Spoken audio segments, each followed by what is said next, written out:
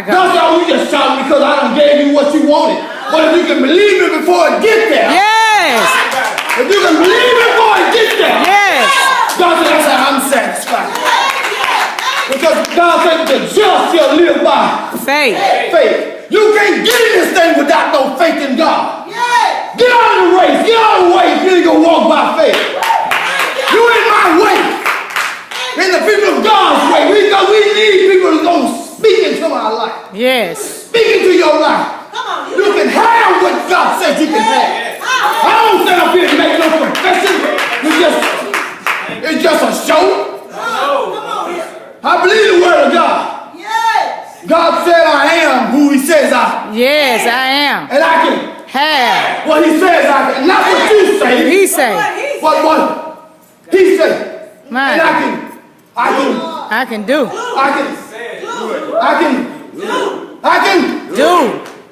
what he says I can do. Not what I say, but what he said. We in this thing by faith. Can't please God, we trying to please self or what? Yes. We trying to please God, ain't we? Yes. So God is moving by our faith in him. Yes. The Bible says it's impossible to please God without faith. All right. Ain't no sense in us trying. God says it's impossible. Yes. All you giving ain't compared to you having faith. Come on now, come on. Faith the size of a mustard seed. You can say to a mountain, move and go over yonder. Yes. Put some direction on Come on it. now. You don't just take it. Come on now. I don't want you over here. Woo. I want you over here. Come on, Pastor. You got to speak to that thing. Supposed to be mountain moving people. My God. But you want to sit down and wait on God. God said, I'm waiting on you. God said, I'm waiting on you to get your faith together. All right. We want to trust God. Oh, I feel so good. God said, but I'm moved by your faith. Come on now. And God said, when our faith mount up to what he wants to do in our life, God said, I've been waiting on you. Woo. Now I got to do it. Yes, sir. My God is going to take all of that. All it takes is faith. My God. Faith to cause you to keep this tabernacle together. Yes. It'll cause you. Look what God said to him. Now here is two sons. Cain and Abel. Cain and Abel. Who came first? Cain. Cain came first. Let's go there. That's just my intro. That's just introduction. We got some stuff we got to cover. The Bible said that the day until Jesus comes, there's going to be some trials and going to be some tribulations. Yeah. How you prepare for it is going to determine if you make it in this race. Yes. If you don't prepare for a storm and you know it's coming, what's going to happen? You're going to be out. I'm going to be out. I'm going to die. The flood's going to come and take me away if I don't prepare. But if I see the storm coming and I prepare myself, you prepare yourself, then we can be rescued. Yes. Not only me, but I got my wife. You got your children. You got your husband. You got your wife. It's more than just you. But if you don't prepare for the storm that's coming, then you won't die. You're going to be hungry too. The people around you going to die. Your dreams going that you ain't going to have what God says you can have. And you sure ain't going to be what he says you can be because you're not preparing yourself with this faith that you got to have. Come on now. To move God, to get God. Faith is the key that unlocks the door. Yes. To get God to open. If you don't have faith, God says, I'm on the other side. But if you don't open the door, how can you get to me? Come on here now. Faith is the key to say. Yes. Jesus, I give you keys. Yes. To loose in heaven and to loose on earth. Who got it? We do. We got it. If you don't use it, whose fault is it? Mine. It's your fault. It ain't mine. It ain't somebody else's. When God will say, it's your fault. Let's go to Cain. We're going to work this faith thing. We've been talking about filling your cup. Your cup is full and running over. And being running over, you're running out. Running out of faith. And all these blessings. I'm in Genesis. In overflow. Yes. Fresh start, new beginnings is a year of Jubilee.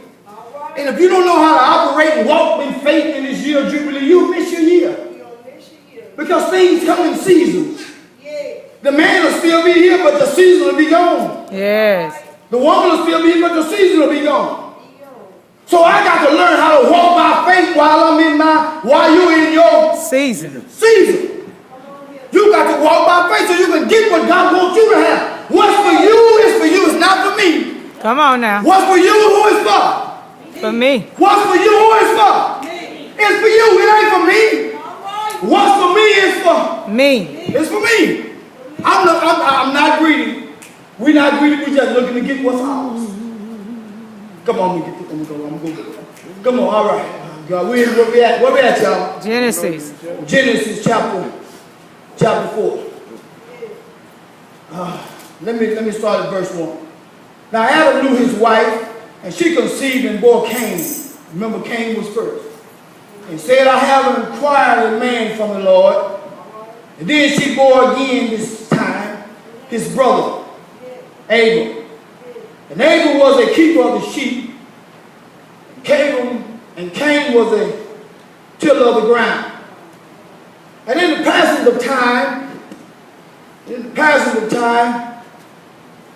that Cain brought an offering of the fruit of the ground to the Lord.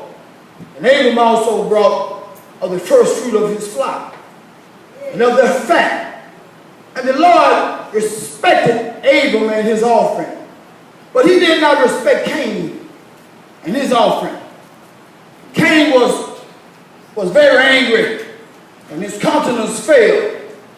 So the Lord said to Cain, why are you angry? And why has you not been accepted? If you do well, Come on now. will you not be accepted? Yeah. And if you do not well, what? Sin lies at the door. And its desire is for who? For you. But look at the good news. This is the good news now. You shall rule over. You shall rule over it.